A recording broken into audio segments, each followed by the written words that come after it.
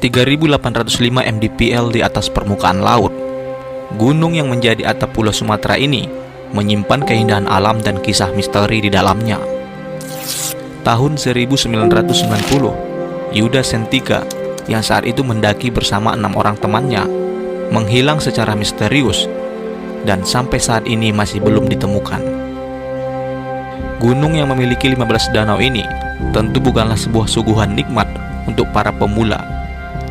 Nyawa Anda tentu akan dapat ditebus murah oleh gunung api aktif itu. Dalam video kali ini, kita akan menceritakan kisah nyata 3 orang sahabat yang akan menghadapi hal mengerikan dalam hidup mereka. Rabu 20 Oktober 2005. Terlihat 3 orang pemuda tengah berdebat di sebuah terminal karena sedang berselisih paham tentang jadwal tiket mereka.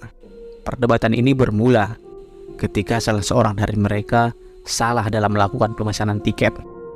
Sebut saja nama ketiganya adalah Ahmad, Umar, dan Rizky. Mereka bertiga berencana akan melakukan pendakian Gunung Kerinci.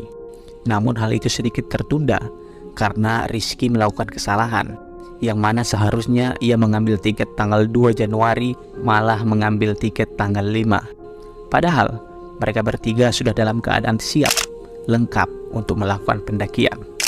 Ahmad menuturkan kalau ia sudah mengabarkan pada saudaranya di sebuah desa dekat dengan jalur pendakian, sehingga ia tidak merasa enak hati jika mereka harus menunda keberangkatan hingga tanggal 5. Ditambah saat itu pendakian sedang ramai karena tahun baru, sehingga sangat cocok bagi Rizky dan Umar yang baru pertama kali akan melakukan pendakian.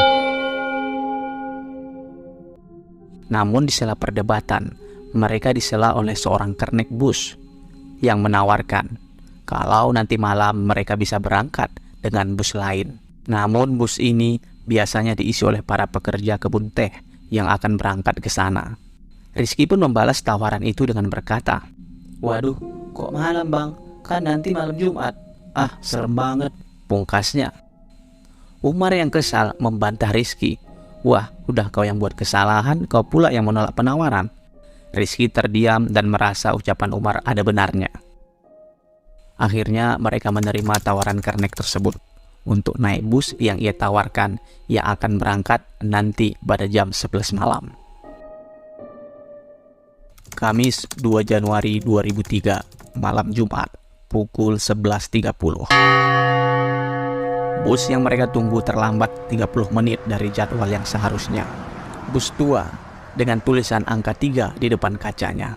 Bus itu sampai di sebuah persimpangan jalan tempat 3 sekawan ini menunggu. Mereka bertiga naik ke dalam bus sambil menenteng tas masing-masing. Pencahayaan dalam bus yang redup membuat mereka sedikit perlahan mencari tempat duduk. Rizky dan Umar di bangku tengah, sementara Ahmad duduk di bangku paling belakang. Ahmad kebetulan duduk dengan seorang wanita parubaya di sampingnya. Ibu itu berkata, "Mau ke Gunung Kerinci juga, nak?" Ia pun menjawab, "Iya benar bu, kemarin salah ambil tiket, jadi terpaksa naik bus ini." "Oh iya, nggak apa-apa. Emang di sini biasanya ramai penumpang, buruh kebun teh. Tapi kali ini sepi, mungkin karena masih pada liburan kali ya." Ahmad baru sadar, ternyata bangku dari depan sampai belakang bukan penuh karena penumpang, tapi diisi oleh karung goni yang dia juga kurang tahu apa isinya. Bus pun melaju melewati jalur Sumatera yang berkelok, membuat ketiga pemuda ini terlelap dalam perjalanan. Suara hantaman membuat seisi bus tersentak.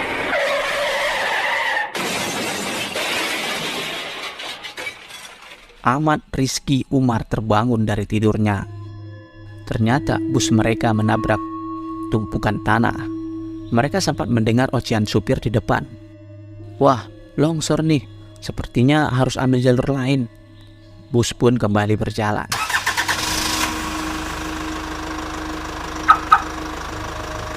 Ahmad sedikit bingung karena dia coba mengingat-ingat apakah ada lagi jalur lain Jambi Kerinci. Karena setahu dia cuma satu jalur utama, ditambah longsor, berarti mereka di sekitaran bukit. Namun Ahmad menyingkirkan perasaan tersebut. Jumat, pukul 3 dini hari. Bus berhenti di sebuah persimpangan jalan gelap dan jalan di sana masih kerikil. Penumpang itu pun naik, masuk sambil menenteng karung goni. Bau anyir dan bau teh bercampur aduk seiring masuknya bapak tersebut. Bapak itu tiba-tiba berkata, "Pak sopir, di tempat biasa ya." Seolah saling paham, bus pun kembali berjalan. Ahmad yang pernah ke Kerinci menoleh ke arah jendela dan merasa sangat asing dengan jalan yang dilalui bus tersebut. Ia melihat dari kejauhan seperti ada gudang-gudang lama, malah kelihatan seperti peninggalan Belanda. Penumpang tadi duduk tepat di kursi depan Umar dan Rizky. Tanpa menoleh, lalu ia berkata, "Kalian mau kemana?" dengan nada dingin. Pak, mau naik Kerinci," jawab Umar. Bapak itu pun menjawab, "Ngapain? Nyari ilmu ya?" ucapnya. Umar dan Rizky sedikit tertawa dan mengira kalau si bapak tengah bercanda. Bapak itu melanjutkan, "Kerinci itu tempat ziarah. Jadi yang sopan di sana. Kalian jangan mematahkan kayu dengan lutut. Oh iya, kalian kan baru pertama. Jangan lupa di telinga kalian ditaruh daun pakis dan jangan lupa bawa tongkat dari dahan ya." Tak mau membantah, mereka berdua mengiyakan saja. Bus kembali melaju dan mereka pun kembali terlelap dalam tidur. Aneh, entah disengaja atau sudah ada yang merencanakan. Tiba-tiba saja mereka bertiga terbangun di sebuah gubuk di tengah kebun teh. Panik, bingung, cemas, dan pusing sama-sama mereka bertiga rasakan. Mereka saling menatap, diam dan tak berkata apa-apa. Bisu hening di tengah perkebunan teh. Tanpa saling berucap, mereka melihat sekeliling dan menyaksikan ada desa sedikit ke bawah perkebunan itu. Seolah saling paham, mereka bergegas membawa tas masing-masing berjalan menuju desa. Sepanjang jalan mereka diam dan mencoba untuk tidak bercerita satu sama lain. Sesampainya di desa, mereka bertanya pada seorang bapak di sana, "Pak, maaf, ini desa apa ya?" "Desa Kresik Tuo," ucap sang bapak. Ahmad yang tahu jalur pendakian via Kresik Tuo terkejut dan terdiam. Sambil gugup, ia mengatakan, Terima kasih Pak." Bapak itu pun berlalu. Rizky pun tiba-tiba memecah keheningan. Saya lapar." Tanpa mengiyakan, Ahmad berjalan ke depan, mencoba mencari warung tempat ia pernah makan bersama keluarganya 2 tahun yang lalu saat mendaki ke Gunung Kerinci.